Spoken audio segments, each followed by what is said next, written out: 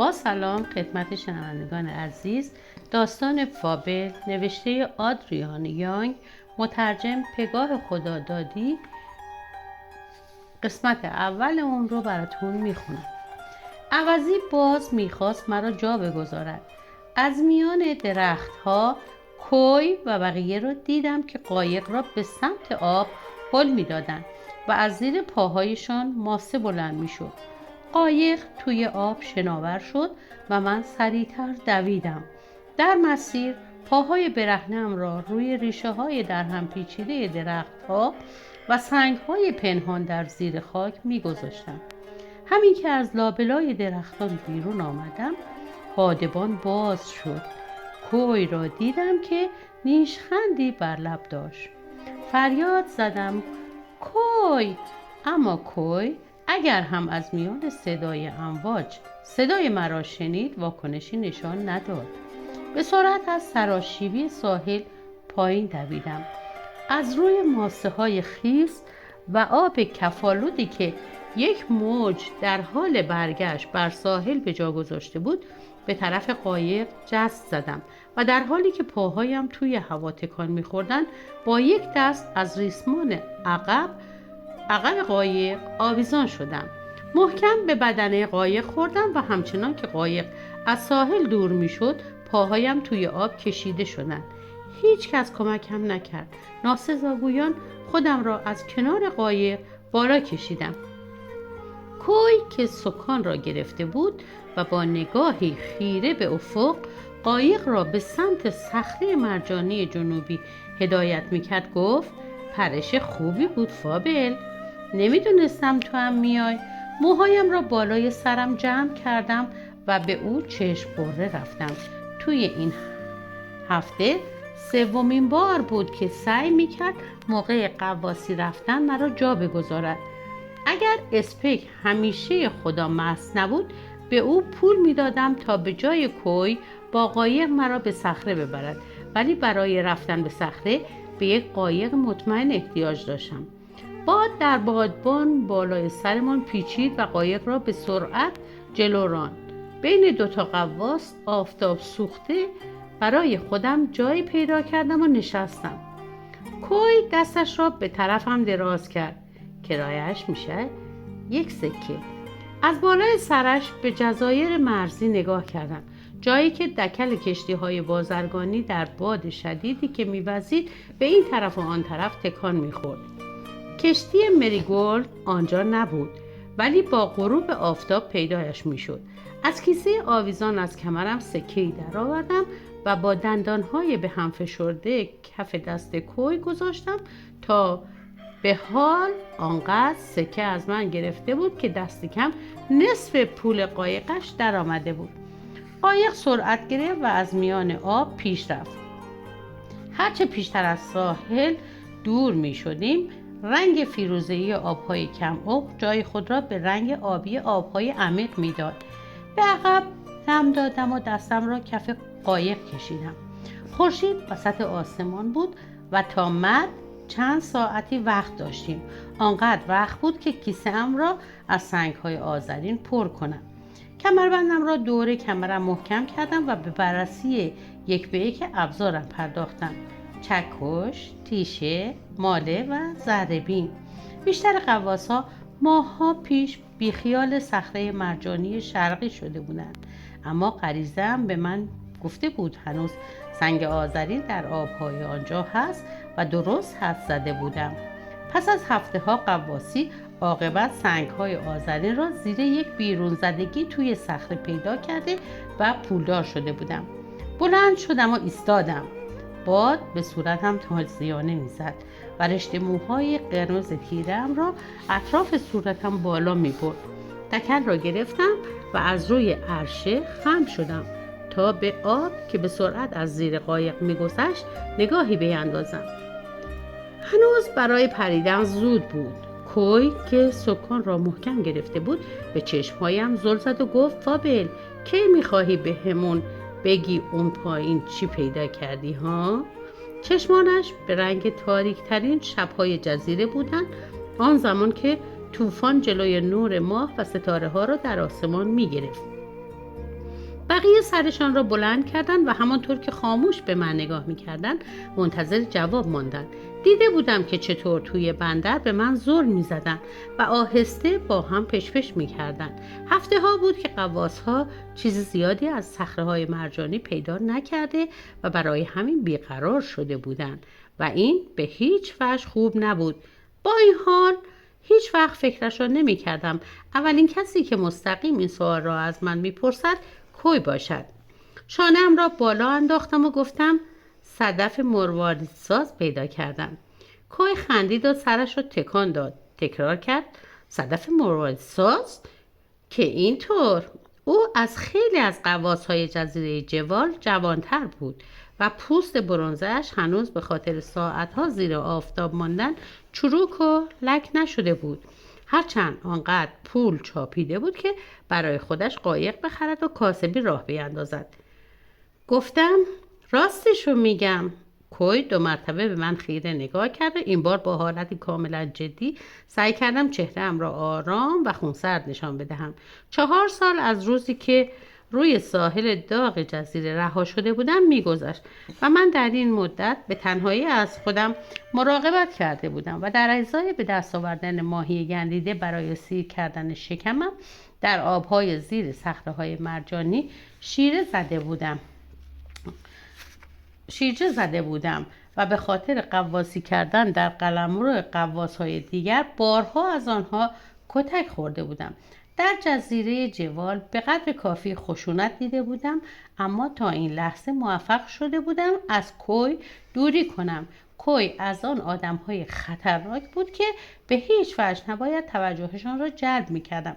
پایم را روی لبه قایق گذاشتم و لبخند زدم. لبخندم شبیه همان نیشخند موذیانه‌ای بود که در ساحل بر لب کوی دیده بودم. کوی عوضی بود، اما من هم دست کمی از اون نداشتم. اگر میفهمید چقدر از اون میترسم، فقط آزار و اذیتم را برایش آسانتر میکردم. برای زنده ماندن در جوال باید راهی پیدا میکردم و حاضر بودم یک دستم را بدهم و نگذارم کسی مانع بیرون رفتنم از جزیره شود، آن هم حالا که اینقدر به ترک جزیره نزدیک شده بودم. دکر را ول کردم و قایق به سرعت از زیر پایم رد شد. توی آب افتادم و وزنم مرا پایین کشید. حباب‌های دور بدنم شکل گرفتن. از میان آنها پا زدم و همانطور که سعی می‌کردم با شنا کردن بدنم را در برابر سردی آب گرم کنم، خودم را به سطح کشاندم. لبه صخره مرجانی شرقی از آب بیرون زده و برای همین آب در این قسمت از جزیره سردتر از جاهای دیگر بود. یکی از دلایلی که می‌دانستم باز هم سنگ آذرین بیشتری اینجا هست همین بود.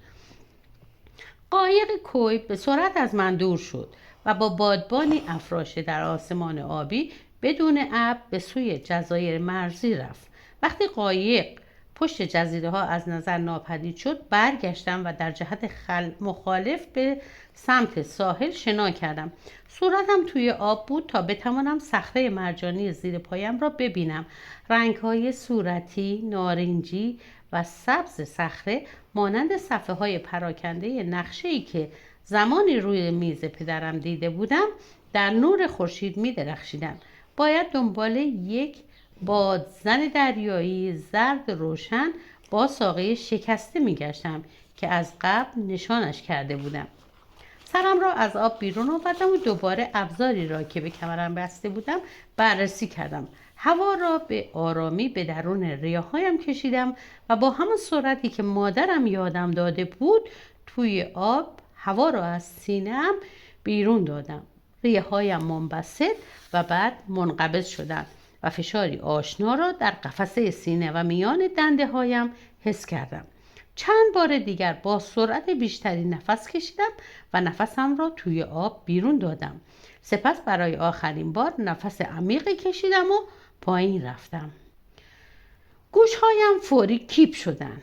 همانطور که با دستها آب را کنار می زدم و خودم را پایین می کشیدم، به سمت رنگ‌های روشن و درخشان کف دریا پا زدم. آب از اطراف به بدنم فشار می آورد. و با اینکه غریزه هم میخواست مرا به سطح آب برگرداند، برعکس بیشتر و بیشتر در عمق فرو رفتم. همانطور که پایین میرفتم یک دسته بزرگ از ماهی‌های قرمز خطار دورم را گرفتند. آبی بی انتهای آب از همه طرف گسترده بود و وقتی به صخره رسیدم پایم را به آرامی روی مرجان دریایی سبز سنگی گذاشتم که مثل انگشتان دست به سمت بالا رفته بود.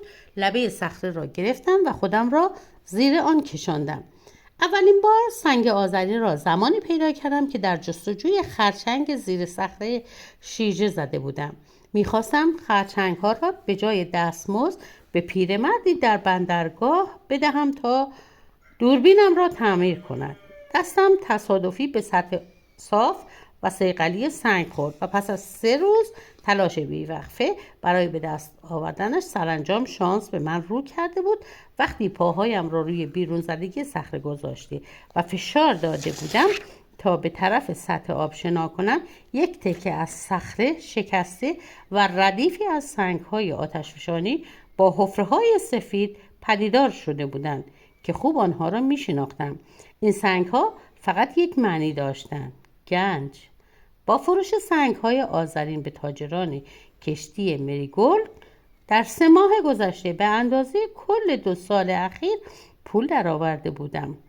اگر فقط چند هفته دیگر به این کار ادامه میدادم، برای همیشه از غواصی در این صخره‌ها خلاص می‌شدم. پاهایم را لب صخره گذاشتم و دستم را با دقت روی سطح مرجانی آن کشیدم. حس لمس کردن سنگ‌های آذرین برایم آشنا بود و به نجوای آن گویی درونم میپیچید، مثل صدایی که از برخورد 2 تکه آهن بلند شود. این کار را هم از مادرم یاد گرفته بودم، اینکه چطور به زبان سنگ‌ها گوش کنم. مادرم در تاریکی زیر کشتی لارک سنگ‌های آذرین را یکی پس از دیگری توی دستم می‌گذاشت و در حالی که خدمه در تخت‌های نانوییشان خواب بودند آهسته به من میگفت: میشنوی؟ حسش میکنی؟ چکش و تیشه را از کمربندم جدا کردم. تیشه را روی عمیق‌ترین شیار صخره گذاشتم و همانطور که با چکش به آرامی روی آن ضربه می‌زدم شروع به تراشیدن صخره کردم. با توجه به شکل آن قسمت از صخره تصور می‌کردم گنجینه قابل توجهی زیرش نهفته باشد، شاید 4 سکه می‌ارزید. درخشش نقره‌ای رنگی از بالای سرم توجهم را جلب کرد. یک دسته ماهی که نور خورشید به پولک‌هایشان میتابید در جستجوی غذا به سوی صخره در حرکت بودند، بالاتر از جایی که من بودم، و در سایه صخره مرجانی جسدی زیر سطح آب شناور بود. جسد غواصی بود که یک نفر را از خود خشمگین کرده یا نتوانسته بود بدهیش را به کسی بپردازد. پاهایش را به سنگ بزرگی پوشیده از گوشت ماهی زنجیر کرده و توی آب رهایش کرده بودند تا خوراک جانوران دریایی شود. اولین بار نبود که می دیدم چنین حکمی را برای کسی اجرا کرده اند و اگر حواسم را جمع نمی کردم ممکن بود نفر بعدی خودم باشم. ذخیره هوا در ریه هایم داشت ته می کشید. قفسه سینه‌ام می سوخت و دستها و پاهایم سرد شده بودند. چکش را یک بار دیگر روی تیشه زدم و یک تکه از سنگ آتشفشانی سفید از صخره جدا شد. با لب‌های بسته لبخند زدم و چند حباب توی آب شکل گرفت. دستم را دراز کردم تا سطح صاف و درخشان سنگ قرمز رنگی را که مانند چشمی پرخون از لای صخره به من چشمک میزد لمس کنم. هنگامی که احساس کردم جلوی چشمم تار می شود، پاهایم را روی صخره گذاشتم و با فشار به سمت آب شنا کردم. ریه‌هایم گویی آتش گرفته بودند. ماهی‌های رنگارنگ مانند رنگین کمانی از رنگ‌های روشن اطرافم شنا می‌کردند و با نزدیک شدن من پراکنده می‌شدند. سرم را از آب بیرون آوردم و با نفسی عمیق هوا را به درون ریه‌هایم کشیدم. باریکه‌هایی از ابرهای سفید در آسمان آبی بالای سرم پدیدار شده بودند، اما تیره تر شدن آب در افق بود که توجهم را جلب کرد. امروز صبح حس کرده بودم هوا ممکن است طوفانی شود. اگر طوفان باعث میشد کشتی مریگولد دیر به جزایر مرزی برسد، مجبور می شدم برای مدت طولانی تری گنجینه را پیش خودم نگه دارم که کار خطرناکی بود. فقط چند جا بود که می توانستم گنجینه هایم را مخفی کنم و هر روز که می گذشت افراد بیشتری توجهشان به من جلب می شد. به پشت روی آب دراز کشیدم تا پرتوهای نور آفتاب بدنم را گرم کنند. خورشید کم کم از پشت صخره‌های شیبداری که روی جزیره جوال سایه می‌انداخت پایین می‌رفت. دست کم باید 6 یا 7 بار دیگر غواصی می‌کردم تا سنگ را به طور کامل استخراج کنم و برای اینکه رد گم کنم باید پیش از آنکه کوی به قایقش برگردد و سوارم کند به آن طرف صخره شنا می‌کردم. البته اگر برمیگشت و سوارم می‌کرد. اگر فقط 3 یا 4 هفته دیگر ادامه میدادم آنقدر سکه به جیب میزدم که از دریای باریک بگذرم، سینت را پیدا کنم و وادارش کنم به قولش عمل کنم. فقط 14 سالم بود که سینت مرا در جزیره دزدان رها کرد و از آن زمان تا به حال هر روز تلاش کردم تا پول لازم را به دست آورم، بروم و پیدایش کنم. 4 سال گذشته بود و حتی مطمئن نبودم سینت مرا یادش باشد. مطمئن نبودم یادش باشد وقتی با نوک چاقویش که از استخوان نهنگ درست شده بود خطوط روی بازویم انداخت. به من چه گفت؟